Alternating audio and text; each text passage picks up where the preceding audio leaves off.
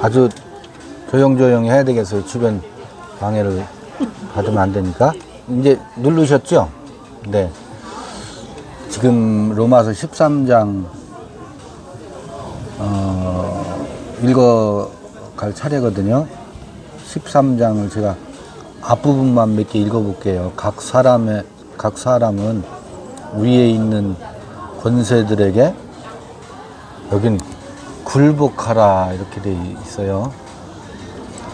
굴복하라. 권세는 하나님께로 낮지 않음이 없나니 모든 권세는 다 하나님의 정하신 바라 이렇게 되어 있고, 그러므로 권세를 거스리는 자는 하나님의 명을 거스림이니 거스리는 자들은 심판을 자취하리라.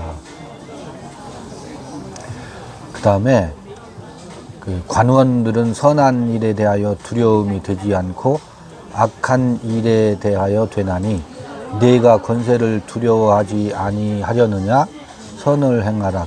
그리하면 그에게 칭찬을 받으리라. 지금 로마서 이 13장을 겉으로만 읽으면 이게 바울이 쓴 글이 맞아. 지금까지 바울 서신서 로마서 12장까지의 이야기와 전혀 다른 이야기여서, 혹 누가 로마서를 정경으로 채택할 때에 이 바울 서신 뒤쪽에 이 전혀 바울의 생각과 상관이 없는 것을 가필해서 덧붙여서 넣은 거 아닌가? 라는 의심이 들 정도예요. 왜 그러냐면, 여기 권세를 이라고 할 때 권세가 엑수시아라고 하는데, 그 3절에 보면 관원들이라고 되어 있잖아요. 관원들 하면 이게 아르콘이에요. 아르콘. 그 헬라어로 아르콘이라는 게 영어로 하면 룰러, 지배자, 통치자, 왕, 그런 뜻이거든요. 그러면 갑자기 지금 로마의 지배 아래 있잖아요. 그리고 이 로마서는 로마에 있는 유대인들에게 보내는 편지예요. 이걸 비유로 말하면 이렇게 비유로 말해 볼 수 있어요. 일제 치하에 한국에서 동경에 가 있는 사람들, 동경 유학생들이나 일본에 가서 생업을 하는 사람들이 있을 거 아니에요. 그들에게 보내는 편지와 유사하거든요. 그런데 만약에 바울이 한국에 누구예요? 손양원 목사 말고 주기철 목사께서 일본에 유학 간 혹은 일본에 가서 생활하고 있는 한국인들에게 기독교의 메시지를 전하는 편지를 하는데, 편지 말미에 지금 로마서 13장과 같은 이야기를 한번 덧붙였다고 생각해 보세요. 그러면 무슨 이야기로 이것을 위에 있는 권세들에게 굴복하라. 일본 천왕은 하나님이 세우신 하나님의 권세자다. 그러니 천왕의 뜻을 거스리는 것은 하나님의 뜻을 거스리는 거야. 위에 있는 권세에 순응해야 돼. 하고 편지 말미에 그것을 주기철 목사가 동경에 있는 한국 사람들에게 그런 편지를 썼다고 하면, 요즘 건국 논란도 있고 한국에서 밀정 얘기도 많이 나오고 하잖아요. 이 바울은 이 로마서 13장만 겉으로만 보면 밀정인 거야, 밀정. 가이사에게 충성하라라고. 가이사의 권세는 누가 세운 것이니까? 하나님이 세우신 것이니까 가이사의 권세에 충성해야 된다, 굴복해야 된다, 복종해야 된다 라는 편지잖아요.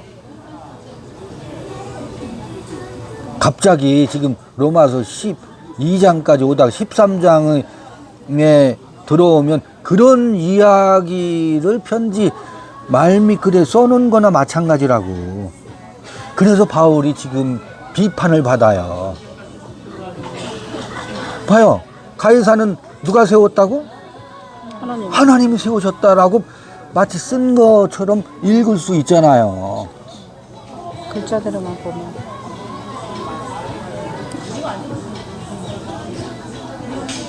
위에 있는 권세를 이 그 계급 질서와 세상의 임금들, 관원이 아르콘이라는 게 성서에 보면 임금들이나 관리들 있잖아요. 관리들.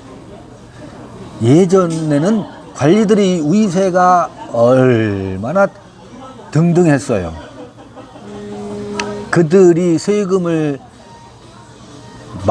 세리마트에 오죽하면 앞에다가 세관장, 세리라는 별명이 붙잖아요. 세리는 악덕의 상징이라고. 고리대금 업체 하면 오늘날도 그 말이 갖는 이미지가 있잖아요. 사람들의 무엇을, 고이자를 취하면서 사람들의 피를 빨아먹는 이미지잖아요. 고리대금 하면. 그것처럼 관원 하면 일반인들은 굉장히 무서운 존재들이라고, 두려운 존재들이라고.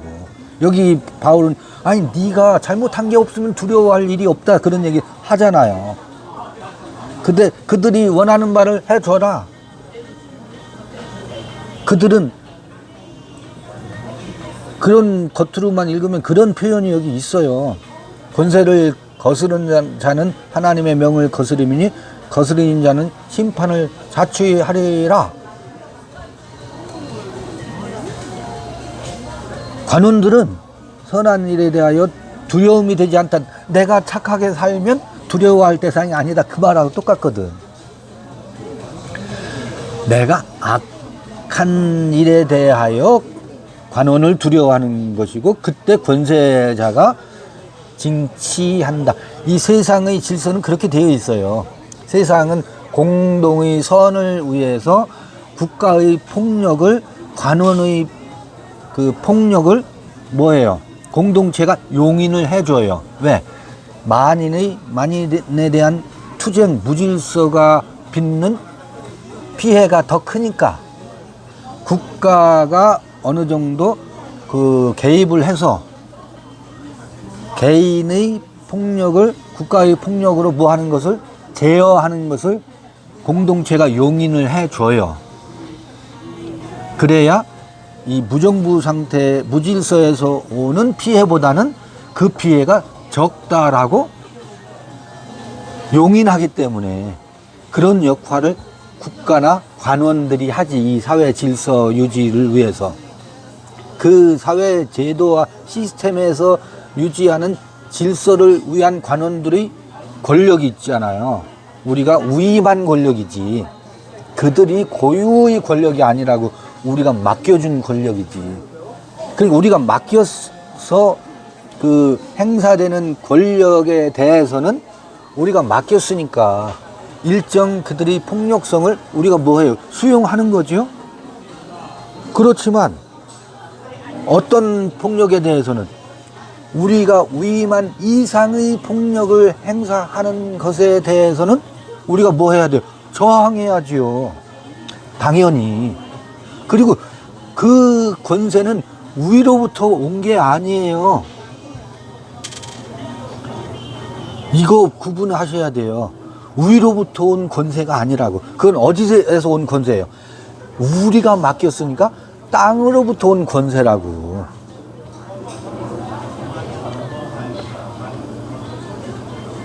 이거를 기독교인들이 오늘 광화문에서 200만 캐치프레이즈를 하고 최과시와 위에 있는 권세, 그들이 생각하는 위에 있는 권세 옹호 집회를 한다면요, 개신교에서. 개신교가 이 엑수시아를, 더군다나 위에 있는 권세라고 하는 이 권세를, 세상 그 권력, 그건 사실 위에 있는 권세가 아니고 땅으로부터 공동체가 위임한 한시적인 그 국가 권력이고, 그게 뭐예요? 국가가 강제하는 일정 강제력을 용인해주는 한시적인 땅으로부터 온 권력이거든. 이걸 무엇으로 지금 착각해요? 위로부터 온 권세로 착각한다고. 이게 구분이 돼야 돼요. 그건 위에 있는 권세가 아닙니다. 기독교 지금 바울 신학이, 바울이 이렇게 말해놨기 때문에, 그래서 제가 의심이 돼요. 이거 바울이 진짜 한 말이야? 아니면 이 말을 우리가 바울이 진짜 했을 수도 있으니까 이렇게 하면 편해. 아, 이건 바울이 한 말이 아니고 누군가가 가필해서 이 로마의 권력 시스템을 공고히 하기 위해서 종교와 그때 당시 뭐예요, 312년인가 기독교 공의회 때, 니케아 종교회의 때에 이 정경을 채택할 때 이것을 이 세상 권력과 야합한 흔적으로 해석해도 맞는다고. 야합했을 수도 있다, 이거 덧붙인 거다 라고 어떤 학자가 이것에 대해서 논박해도 충분히 근거가 있어요, 이 겉으로만 보면. 그런데 그렇게 비판할 수도 있고, 이거는 바울 문체가 아니야, 이건 누군가 덧붙인 것 같아, 이렇게 말해볼 수도 있다고. 그렇게 하면 편하지. 그러고서 여기서부터는 바울 서신이 아니야 라고 할 수도 있는데, 그 연유를 우리는 그 근거를 정확히 이렇게 내피셜로 말해볼 수는 있지만 모르잖아요. 그런데 텍스트는 여기 우리 앞에 놓여 있잖아. 읽어야 될 거 아니에요. 근데 지금 로마서 1장부터 12장까지 흐름에서 보면 이게 걸려. 저 같은 경우는 너무너무 거슬려요. 그러면 지금까지의 맥락에서 이걸 다시 뒤집어 읽는 수밖에 없어요. 그건 저희 해석이지. 우리 새로운 해석으로 극복할 수밖에 없어요. 그래서 권세는, 위에 있는 권세는, 지금 가이사의 권세는 위에 있는 권세가 아니라고 했죠. 가이사의, 이건 성서의 아주 명확한 흐름이에요. 가이사의 것은 가이사에게, 하나님의 것은 하나님에게로 구분하고 있고,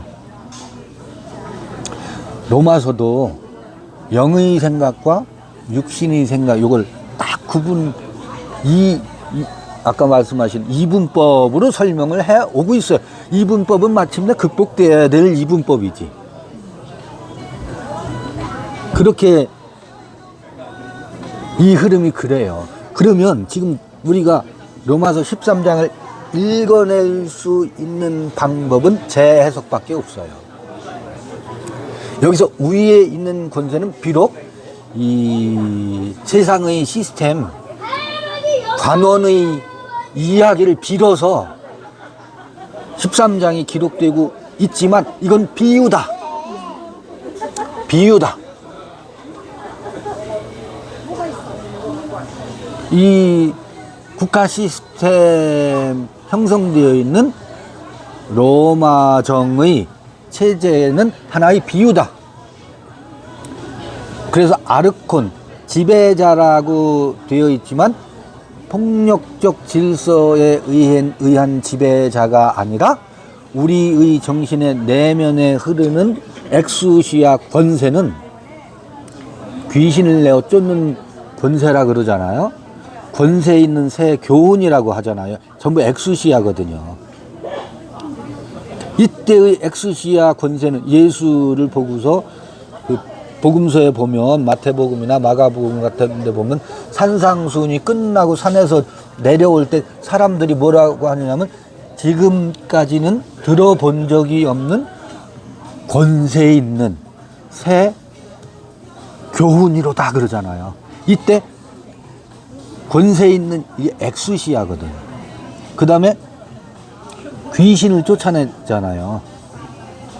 그러니까 이 권세가 어디서 왔느냐? 누가 귀신을 쫓는 권세를 내게 주었더냐? 바알세불 왕을 힘입어서 쫓느냐? 이 논쟁이 있잖아요. 그러니까 그 바알세불 왕을 힘입어서 쫓는다라고 비난을 하니까 한 집안에서 그럴 수 없다 그러잖아요. 그러니까 뭐예요? 이때의 권세가 위에 있는 권세거든. 위에 있는 권세거든. 그게 위에 있는 권세예요. 우리 지난번 모였을 때 로마서 12장에서 각종 지체 있잖아요. 눈이 봤어요. 눈이 봤으면 몸은 눈이 본 바를 수긍하고 그것을 좇아요. 손이 말해요. 손이 말하면 뭐라고? 아프다고 말해요. 손이. 여러분, 우리는요, 우리 몸의 소리를 귀 기울여야 돼요. 지금 저한테 치통이 왔어요. 이 치아가 저한테 메시지를 보내요. 여기 염증이 생겼다고. 그러면 제가 이 말을 들어야 돼요, 안 들어야 돼요? 안 들으면 온 몸이 몸살을 앓아요.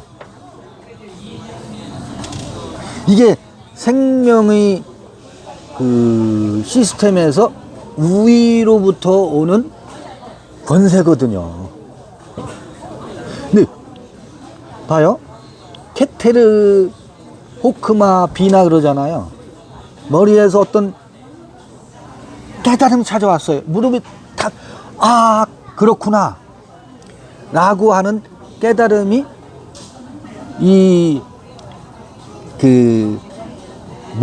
전두엽과 후두엽과 이 전기 신호 뉴런 이 복합적인 뇌의 시스템의 작동에 의해서 그건 그게 아니고 아하 그러하구나 라고 하는 소리를, 마음의 소리를 내가 들었어요. 내 마음의 귀가 들었어요. 요게 위에 있는 권세예요. 위에 있는 권세예요. 그래서 여기서 각 사람은 할 때의 그 사람은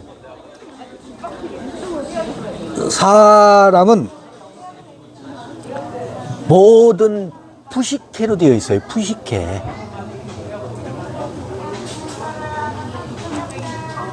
각 사람은 할 때 사람으로 번역된 거 있잖아요. 사람으로 번역되어 있는 이게 뭐냐면 파사는 모든이잖아요. 모든. 그리고 여기선 에브리 한 사람 각각 모든 푸시케는, 그럼 푸시케는 뭐예요? 의식의 작동 시스템 푸시케라고 해요. 우리에게 생각하는 기능 있잖아요. 의식하는 기능. 이게 소울이라고도 하고 영어로 하면 우리는 혼이라고 흔히 말하지. 혼. 그러니까 각각의 모든 생각하는 기능, 에브리 퍼슨이라고 그 사람으로 번역되어 있지만 모든 사람의 누구에게 말하냐면 그 소울에게 얘기하는 거라고. 모든 사람들의 생각하는 기능인 푸시케들아, 너희는 위에 있는 엑수시아에게 순종하라, 굴복하라. 그러면 이때 위에 있는 성경에요. 그 바울 서신에 같은 바울 서신에 보면 위의 것을 생각하라 그러잖아요. 위의 것을 생각하라를 그 골로새서 같은 데서 말하는 위의 것을 생각하라를 너는 지금 초등학교니까 위의 것, 중학교 진급을 위해서 생각하라. 이렇게 생각하는 사람은 없을 거 아니에요. 그 너는 과장이니까 위의 것, 부장이 될 것을 생각하라. 골로새서를 읽으면서 그거를 상상하는 사람은 없을 거 아니에요. 위의 것을 권력 시스템의 상위 체계를 생각하는 사람은 없을 거 아니에요. 그렇지 않아요? 여기 위에 있는 권세를 왜 그 세상 임금 권력 시스템의 최고 정점에 있는 이게 이제 그 여러분에게 이해를 쉽게 하기 위해서 오늘날 현존하는 윤석열에게 굴복하고 복종하라로 읽느냐고. 미친 거 아니에요? 만약에 그렇게 읽는다면 그건 미친 거지. 위에 있는 권세를 윤석열이 가지고 있는 한시적인 권세에 굴복하라로 읽는다고 하면 정신병자 아니에요? 근데 왜 그렇게 읽게 됐냐면 뒤에 아르콘이라는 단어가 나와서 그래요. 그 관원이라고 번역된 거 있잖아요. 이게 아르콘이 룰러요, 킹 그런 개념이 있거든. 그런데 제가 이렇게 아주 그 노골적으로 말하니까 여러분이 수긍을 했지만 노골적으로 말하지 않고 위에 있는 권세라고 둘러서 말한다고 오늘 광화문에 모이는 사람들은 이 위에 있는 권세를 그렇게 읽는 사람들이 그곳에 모여요.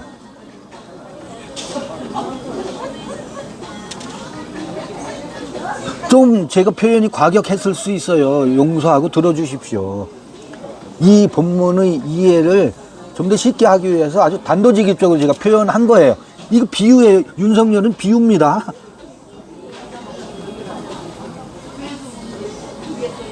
비유라고.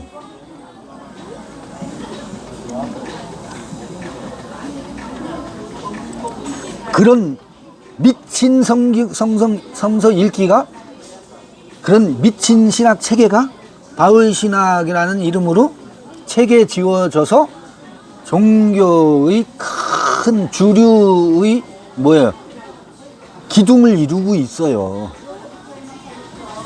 맞아요. 안 그래? 제가 억지로 여러분들에게 공감을 요구하는 게 아니에요. 그래도 물어보고 싶어요. 그래요? 안 그래요? 맞아요.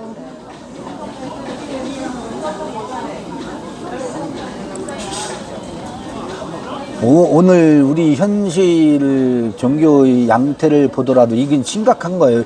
그 로마서 13장은 굉장히 심각한 텍스트예요. 그래서 차라리 바울 서신에 이게 없었더라면 이런 논쟁조차도 없을 수 있지. 가톨릭의 그 조직 시스템이 로마서 13장과 같은 이런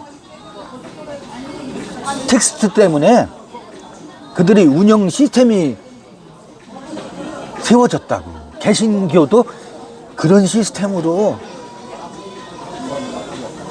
서열로 계급 시스템으로 거기 어디 생명의 시스템이 있어요. 생명의 시스템은요, 무엇이 옳고 그르고 더 높고 낮음이 없어요.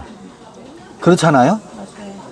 저 발끝에 발가락이 나한테 메시지를 보내요. 그럼 온 몸이 거기에 순종을 해요. 내까짓 게 무슨 일하고 말하지 않아요.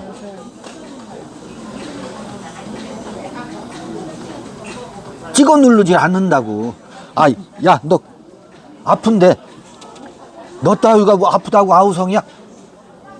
쓸데없는 소리 하지 말고 가만히 있어. 눌러놓을 수 있어요? 들어야 돼요. 들어야 된다고. 그게 굴복하라예요. 위에 있는 권세에게.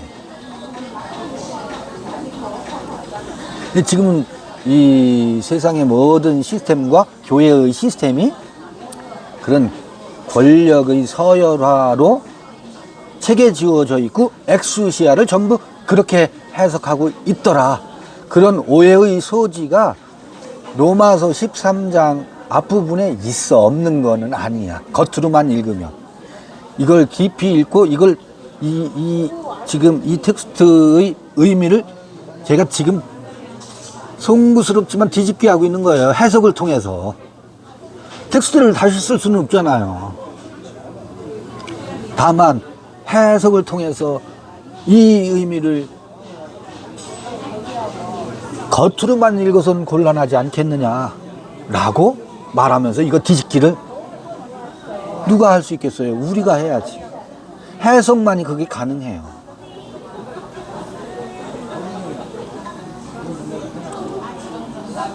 그러면 그 13장 2절 봐보세요. 권세를 거스르는 자는 하나님의 명을 거스림이니. 아까 발가락 통증을 얘기했어요. 발가락 통증의 소리를 거스르면 그게 생명을 역행하는 거잖아요. 발가락의 소리를 안 들으니까. 그러니까 이거 해석 그렇게 하고 보니까 거북하지 않죠. 자연스럽잖아요. 뭐 거스르면 어떻다고요? 심판을 자처하지. 온몸이 몸살을 앓지. 그 소리를 거역했기 때문에. 그 이야기라고. 물론 세상에게 위임된 그 땅으로부터의 권력도 세금을 징수해야 되는 약속된 세금 체계에 있을 거 아니에요. 그거를 거부하면 과징금이 붙죠. 그러니까 그 체계에도 거스리면 그에 따르는 징벌이 쫓아와. 그러니까 설명이 비슷하잖아. 유사하잖아. 그러니까 그 이야기로 읽고 해석할 수 있도록 아주 비슷하니까. 그건 그런 말씀이구나. 아멘, 할렐루야 할 수 있지요. 그게 비슷해요. 맞아요.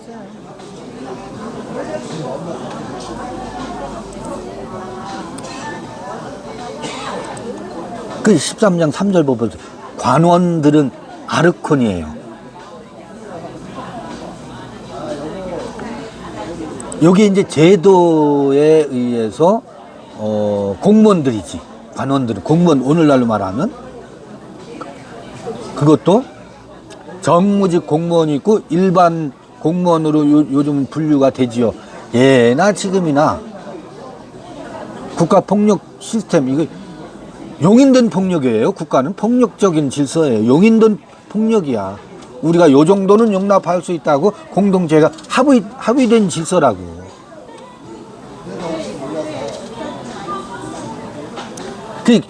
그들에게 우리를 대신해서 이러이러한 행정 권력, 그 다음에 의회 권력, 그래서 삼권 분립이라고 하잖아요. 이렇게 권력을 오늘날 시스템이지. 삼권 분립이라고 하는 것도 오늘날이지. 민주정에서 그런 형태로 변화가 되어 왔었지. 그들에게 주어진 권력들이 있잖아요. 그 관원, 그래서 무정부 상태를 제어하기 위해서 위임된 권력을 행사하는 이들이 관원이에요. 아르콘이에요. 하나의 아까 몸을 비유로 한 유기적인 시스템에서는 각 센서가 자기 자리에서 센서가 발동되면서 각각 평상시 아무런 문제에 트러블이 없을 때는 유기적으로 자기 자리에서 자기 역할만 해요. 그러면 아무 소리가 안 나요. 트러블이 생겼을 때는 그곳에서 센서가 작동이 되면서 메시지를 발하지. 눈이 나 더럽고 치사해서 내 역할을 안 할래 하고 눈을 감고 있죠. 그럼 온몸이 어두워요. 이게 눈의 권력이요. 눈이 가지고 있는 아르콘이에요. 눈의 권세라고. 근데 눈은 보고 즐거워하는데 입이 파업을 했어. 네가 아무리 보고 즐거워해도 나는 지금부터 내 역할을 안 할래 하고 입이 지퍼를 채웠어. 자, 눈의 권력, 입의 권력이 있죠. 각각 주어진 권세가 있잖아요. 여러분요, 애틋한 마음과 어버이 마음과 측은지심과 사단 그 시비지심과 사양지심과 이 경양지심, 이건 누가 가지고 있어요? 가슴이 가지고 있는 거예요. 가슴의 권세라고, 엑수시아라고. 근데 파업을 했어. 강팍해지지. 이게 관원들이라고.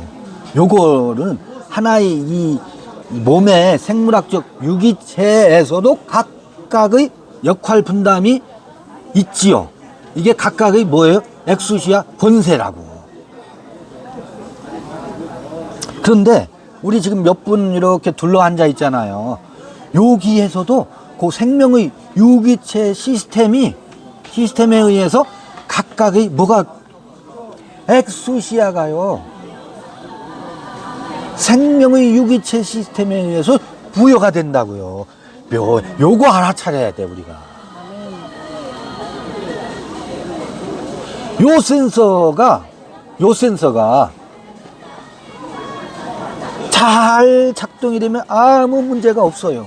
근데 요거는 깨어있는 영성에 의해서 그 위에 있는 권세의 관원의 지혜에 대해서 수능을 하는데, 요 깨어있는 영성이 무뎌지니까 요 운영 시스템이 작동이 안 돼.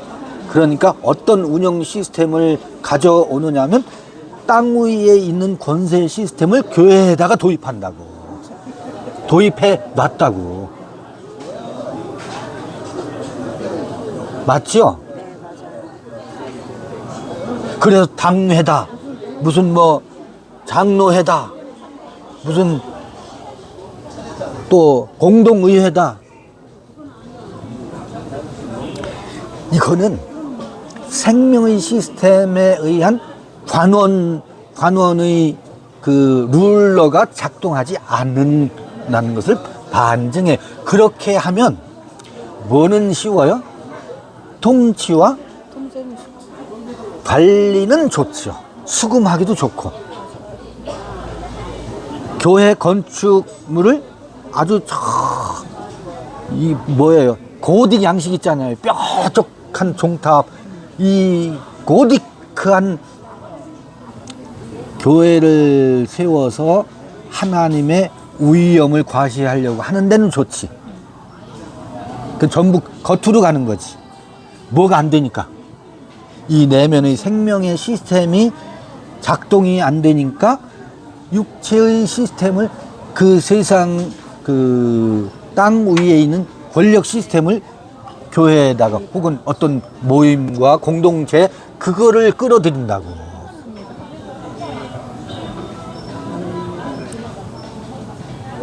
이게 섞여 있어요. 이게 섞여 있어요. 오늘 우리 눈앞에서 아주 이 두 첨예한 현상을 우린 보잖아요. 오늘 10월 27일이잖아요. 10월 27일 종교개혁 500주년이 지났고 500 몇 주년이에요. 종교개혁 주간이라고. 종교개혁을 빌미로 해서 세를 과시하면서 지금 이 관원, 이 로마서 13장에 나오고 있는 이 이야기를 표층으로 읽고 그 세과시하는 주류 기독교. 참담해요.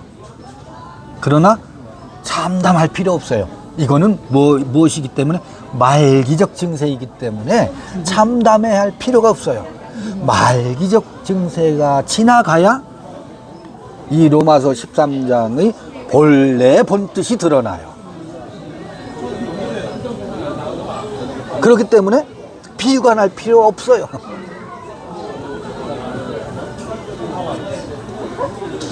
저는 그렇게 생각하는 거예요. 4절 읽어볼게요. 그는 하나님의 사자가 되어 내게 선을 이루는 자니라. 이때 그는 이때 관원이잖아요. 생각해 봐봐요. 이거를 우리가 지금 그 관원을 둘로 나눴어요. 저 세상 권력을 가지고 있는 검찰 권력이나 행정 권력이나 혹은 어떤 의회 권력이 우리를 하나님의 사자가 되어서 선을 이루는 것이라고 해서 우리를 대신해서 공동선을 이루는 그들에게 우리는 뭐하라? 굴복하고 순종해라. 이것 완전히 거꾸로 읽는 거예요. 그들에게 우리가 순종하고 그들에게 굴복해야 되는 게 아니고 그들이 시민들에게 굴복하고 시민들에게 종이 되어야지. 거꾸로잖아요. 그렇잖아요? 근데 만약에 그들은 하나님이 보낸 사자이니 그리고 우리의 선을 이루는 자이니 그들을 통해서 하나님의 선을 이루게 하도록 우리는 그들에게 굴복해야 된다로 지금 모두가 읽고 있다고. 뒤집어 읽고 있다고. 그게 아니고요. 이 생명의 시스템에서 각각 그 생명의 시그널이 오면 그 시그널을 누군가를 통해서 보내는 그 시그널이 뭐라는 거예요? 하나님의 생명의 선을 이루는 거라고. 그거를 영적인 센서에 의해서 수용하고 그것을 뭐 하는 것? 받아들이는 거. 또 기억을 쉽게 하기 위해서 좀 지저분한 발가락을 다시 한번 우리가 지저분하다고 표현하지만 발가락의 독특한 고유 냄새 때문에 지저분하죠. 발가락은요, 우리 온 몸을 위해서 얼마나 많은 수고를 하기에 그 발가락 하나가 성치 못하면 걸음걸이가 제대로 될 수가 없어요. 당신이 아무리 고상한 생각과 큰 깨우침이 있다 할지라도 이 고린내 나는 발가락이 역할을 해줘야 여기서 저 길로 달려가. 당신의 이 머리에서 들려오는 그 메시지를 전달케 하지. 발가락이 없이는 어떻게 그게 가능하겠어요? 그래서 그 관원의 지혜, 발가락의 메시지를 뭐 하는 것? 듣는 것이 그게 하나님의 선을 이루는 길이라고. 하나님의 선을 이루는 길이라고. 이게 굉장히 이게 어려운 이야기예요. 우리 정신세계에서. 우리 함께 하지만 얼마나 트러블이 많아요. 트러블이. 자매가 정말 나한테 그럴 수 있어. 이게 우리의 늘 입에 달고 사는 멘트잖아요. 어떻게 나한테 그럴 수 있어? 이게 우리 아주 누가 가르쳐주지 않았는데도 자동 발사. 그래서 이 영적 그 생명의 운영 시스템에 의한 센서티브가 어떻게 얼마나 잘 작동하느냐, 이런 이야기들로 여기 읽어내야 된다고 저는 보는 거죠. 한번 이제 이렇게 하고 5절 그러므로 굴복하지 아니할 수 없으니 노를 인하여만 할 것이 아니요 또한 양심을 인하여 할 것이라. 이때 양심은 동양에서 양심과 조금 달라요. 양심은 뭐냐면 컨시어스니스라 그러잖아요. 컨은 함께, 순은 함께요. 공동으로 공동으로 의식하는 것, 공동으로 인식하는 것을 서양 사람들은 양심이라고 해요. 우리말도 그 공동으로 인식하는 것을 양심과 유사하게 쓰이기는 하는데, 사실은 그 사단 칠정할 때 사단 있잖아요. 성리학에서 말하는 이 우리 안에 그 아까 측은지심, 사양지심, 시비지심, 겸양지심, 요거를 양심이라고 동양에서는 하거든.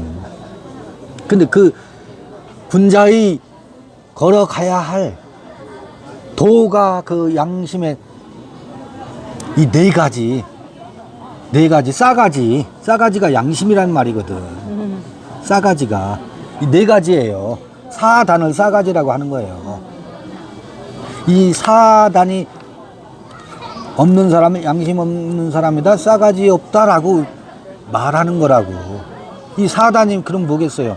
근데 이 사단도요, 개인의 깊은 심성 속에 이게 있다는 거예요. 이게 발현이 안 되었을 뿐이지. 군자나 성인 군자는 그 길을 걷는다는 것이 동양의 전통적인 그 학문에서 추구하는 것들이에요. 이게 순 에이데시스, 순 뭐냐면 함께란 말이거든. 영어에서 컨도 함께란 말이고, 함께 컨시언스 함께 인식하는 거거든. 사단도 함께 인식한다고. 함께 공동으로 공유하는 것. 그게 없으면 싸가지 없다고 하잖아요. 그래서 아까 이 몸의 유기체적인 구조도 그걸 다 함께 인식해요. 그런 의미에서 여기서 뭐라고 하고 있느냐면 5절이었죠. 양심을 인하여 할 것이라 함께 공동으로 공유한 바를 이루도록 순응하라는 거예요. 그것은 뭐 하지 말고?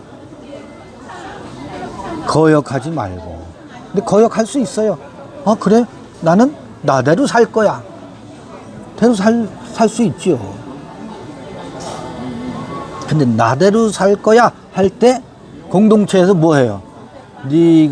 우리가 함께 공유한 것에 대해서 어게인스트 한다고 하면 뭐 하겠어요? 노를 발할 수 있겠지. 그 노 때문에 하려고 하지 말고 함께 공유하고 있는 인식 때문에 할 것이라, 그런 이야기지. 왕따 당할 것을 두려워해서 하려고 하지 말고 함께 공유하고 있는 바 때문에 움직이라는 거죠. 순응하라는 거지. 그런 의미가 담겨 있어요. 공세를 바치는 것도 이를 인함이라. 우리가 회비를 걷어서 이렇게 음료를 마시고 하는 이것도 뭐라고요? 이게 공세가 나라에 세금 바치는 거거든. 이게 비유예요. 이 비유라고. 사람이 모이는 곳에는 함께 회비가 필요하다는 얘기라. 마음을 내미 필요하다고. 마음을 내는 거. 회비는 마음 내의 표현이고, 이게 공세예요. 공세는 뭐예요? 아까 컨시언스 했잖아요. 함께 알고 있는 것에 같은 마음을 내는 게, 공통의 마음을 내는 게 공세지. 그게 표현되는 바가 회비일 수 있겠지요. 이게 공세예요. 공세는 함께 관계에서 이루어지는 공통된 생각에 따른 값을 공유하는 것. 이게 공세지. 공공의 선을 이루기 위한. 우리 주민세, 그 다음에 매년 내는 재산세, 이런 것들이 다 공세잖아요. 그래서 공공의 그 시스템을 위해서 그 비용들이 소요되듯이 공세의 개념이 그런 거라고. 마음을 내매 있어서도 공세가 비유가 된다고.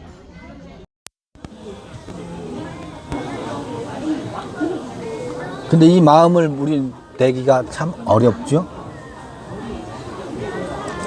이 마음을 낼 수 있는 거는 마음에 상처가 없어야 공세를 낼 수 있습니다. 마음에 상처가 많은 사람들은 그 상처 치유하느라고 정신이 없어서 공세를 낼 겨를이 없어요. 그러니까 이때는 마음의 상처가 큰 사람들을 치유하는 데에 공세를 낼 수 있는 사람들이 그 마음을 모아서 그 아직 치유하지 못한 이들의 마음을 치유하는데 그 공세를 써야지.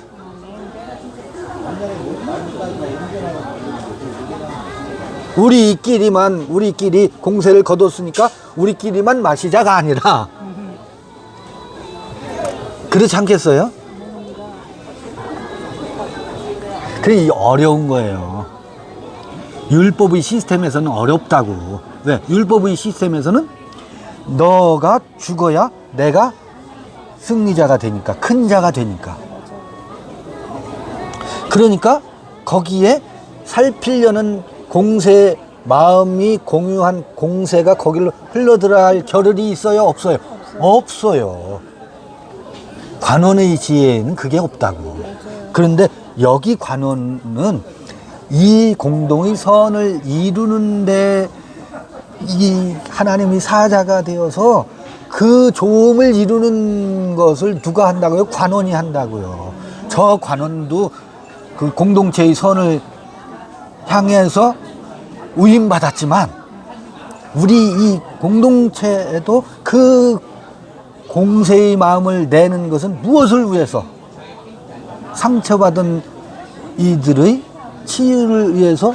뭐가? 공세로 모아진 이 마음의 보따리를 그곳에 써야지.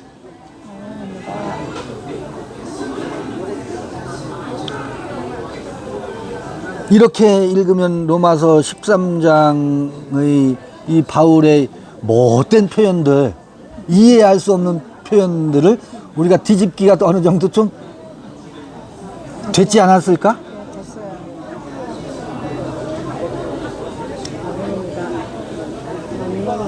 성서를 왜 그따위로 해석하느냐라고 제가 공박을 아무리 누구한테 들어도 상관없어요.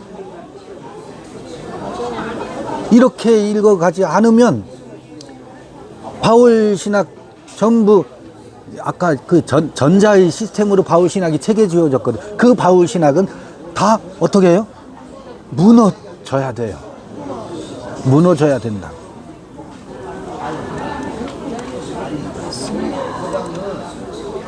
육 절 너희가 공세를 바친 것도 이를 인함이라.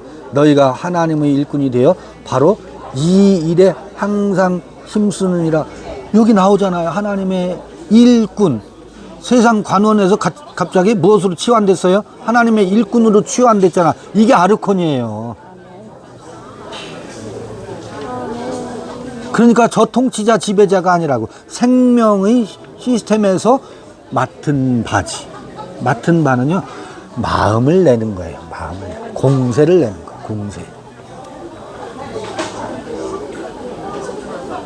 모든 자에게 줄 것을 주되 공세를 받을 자에게 공세를 바치고, 공세를 받을 자에게 공세를 바치고, 국세를 받을 자에게 국세를 바치고, 두려워할 자를 두려워하며 존경할 자를 존경하라. 이거 겉으로 읽으면 말이 이래? 전부 고혈을 빨리는 얘기밖에 없잖아요. 전부 누구를 존경하고 누구를 두려워하고 누구에게 국세 바치고 누구에게 공세를 바치고. 우리는 봉인가? 그렇게 읽을 수밖에 없잖아. 7절 이게 아니에요. 그거 뒤집어 보세요. 그 삶이 아니에요. 공세를 받을 적에 공세를, 국세를 받을 적에 국세를 바치고, 아까 공세를 받을 자 누구예요? 그 마음을 내는 이에게 마음을 모아주는 것이 뭐예요? 공세를 바치고, 그 공세를 받은 이는 그 공세를 어디에 써요? 상처받은 마음을 치유하는데 그 공세가 배분돼야지. 국세는 지방세예요. 국세는 지방세. 국세는 지방세예요. 로컬 텍스예요. 또 흩어져서 3, 3, 5 만나서 마음을 나눌 수 있을 거 아니에요. 그때는 뭐가 필요해요? 국세가 필요하지. 국세가 필요하지. 그때도 그게 맞는 마음을 내고, 두려워할 자, 이게 두려워할 자라고 하는 것은 앞에 로마서 12장을 상기해야 돼요. 가르치는 자는 가르치는 자로, 또 다스리는 자는 다스리는 자로, 뭐 이런 얘기 앞에, 긍휼을 베푸는 자는 긍휼을 베푸는 자, 이게 로마서 12장에 그런 여러 가지 덕목들이 나왔었잖아요. 그걸 존중하라는 거예요. 각자에게 자기 그 캐릭터, 개성과 성품에 맞는 향기들이 있거든요. 그거를 묵사발 내지 말고 각자 그들에게 있는 그의 그러한 바를 충분히 뭐 해라? 존중하되, 다스리는 자에게는 또 그가 다스린다는 게 너는 내 종이 되라, 그게 아니잖아요. 다스린다고 표현되어 있지만 섬기는 거거든. 그래서 여러 사람이 어떤 판단과 결정을 내리지 못할 때 딱 주도적으로 결정하는 사람이 있어요. 수염해서 독단으로가 아니고, 그거를 뭐 하라고요? 존중해 주라는 얘기예요.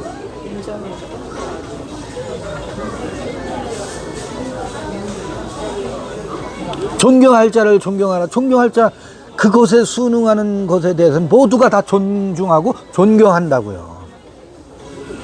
아무렴, 그렇지, 그렇게 해야지요. 아, 그렇지요. 요게 존중과 존경이라고. 아무렴이에요, 아무렴. 옛 어르신들 표현하면 암만이에요, 암만. 암만 그라제. 성서에서는 아멘이고, 수긍이 되는 것에 대해서는 수긍하라, 무조건 수긍하라는 얘기가 아니에요. 아닌 것 같은 것에 대해서는 다른 의견을, 내 마음속에 소리를 들어서 다른 의견 내야지. 당연히 내면서 어느 의견은 수렴 과정에서요 좁혀가져요. 저절로 모두가 수긍하는 형태가 되면, 수긍해서 결정이 되면 나와 좀 다르다 하더라도 이미 결정된 바를 뭐 해라? 여기 그랬잖아요. 두려워할 자를 두려워하며 존경할 자를 존경하라 했잖아. 그러면 그것을 뭐 해라? 수긍했으면 암만 그라지 하고, 내 다리가 피곤해도 마음이 결정하면 다리가, 아유 난 오늘 다리가 고단해 하다가도 다리가 뭐 해요? 수긍하면 다리는 집에서 쉬고 싶은데 다리가 움직여 주잖아요. 함께 그런 어떤 상태를 말하는 게 아니겠는가? 마음으로 읽으면 그렇게 읽혀져요. 이렇게 6절까지 읽고 7절까지 읽었잖아요. 읽고 나면은요 13장 8절부터 로마서 13장은 봐요. 이렇게 읽은 것이 정말 타당하다라고 하는 것이 8절 읽어보면 귀결이 돼요. 봐요. 피차 사랑의 빛 외에는 아무에게든지 아무 빛도 지지 말라. 남을 사랑하는 자는 율법을 다 이루었느니라. 갑자기 관원의 권력을 얘기하다 이 얘기 생뚱맞잖아요. 근데 그 관원에 굴복하고 순종하는 이야기를 우리처럼 재해석하면 이 13장 8절이 너무너무 자연스러운 이야기가 되지. 피차에 아가페 외에는 아무에게든지 다른 빚을 지지 말라. 줄 것은 주고 마음에 찜찜함을 남겨놓지 말고, 네가 나한테 그랬지? 두고 봐라. 요런 것 남겨두지 말고 그 자리에서 빚을 갚아버려. 줄 건 주고 받을 건 받으라고. 그리고 뭐만 남겨놔라? 사랑의 빚 외에는 지지 말아라. 우리는 사랑의 빚을 지고 살아요. 그 사랑의 빚은 갚아야 된다는 부담이 없어요. 아이를 키워보셨죠? 아이들은 부모에게 다, 우리 자녀들은 모든 부모에게 사랑의 빚을 지고 산다고. 그 빚을 부모에게 갚지 못해요. 어떤 방식으로 갚아요? 자녀에게 갚지.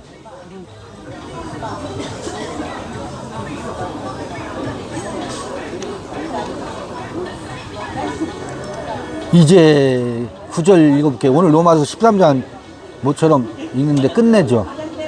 간음치 말라, 살인하지 말라, 도적질하지 말라, 탐내지 말라 한 것과 그 외에 다른 계명이 있을지라도 내 이웃을 내 자신과 같이 사랑하라 하신 그 가운데, 사랑하신 그 말씀 가운데 다 들어있느니라. 아까 생명의 운영 시스템 있잖아요. 그 안에 다 들어있어요. 그래서 간음하지 말라, 살인하지 말라, 도적질하지 말라, 탐내지 말라, 이런 것들은 아까 그 공세와 국세 그 속에서 그 원리가 다 들어가 있어요. 사랑은 이웃에게 악을 행치 아니하나니 그러므로 사랑은 율법의 완성이니라. 지금요, 그 로마서 13장 1절부터 7절 이야기와 이 10절은 생뚱맞은 얘기예요. 겉으로만 읽으면. 근데 오늘 우리처럼 이렇게 읽고 나면 생뚱맞은 이야기가 아니고 너무너무나 당연한 귀결이에요. 또한 너희가 이 시기를 알거니와 자다가 깰 때가 벌써 되었으니 이는 이제 우리의 구원이 처음 믿을 때보다 가까웠음이니라. 밤이 깊고 낮이 가까웠으니 그러므로 우리가 어둠의 일을 벗고 빛의 갑옷을 입자. 낮에와 같이 단정히 하고 방탕과 술 취하지 말며. 아까 무슨 얘기했죠 우리? 낮에는 비주류, 밤에는 주류. 여기 그 얘기가 나오네. 밤에도 비주류 하라고. 낮에와 같이 단정히 행하고, 낮에는 비주류죠. 방탕과 술 취하지 말며, 밤에 이러지 말라고. 음란과 호색하지 말며 쟁투와 시기하지 말고. 이 생명의 원리를 따르라는 얘기지. 오직 주 예수 그리스도로 옷 입고 정욕을 위하여 육신의 일을 도모하지 말라. 요게 13장 전부예요. 13장 다 읽었습니다. 추가 13-2번 강조가 필요 없어요. 흐름에서. 이렇게 로마서 13장 읽기를 오늘 마쳤습니다. 이걸로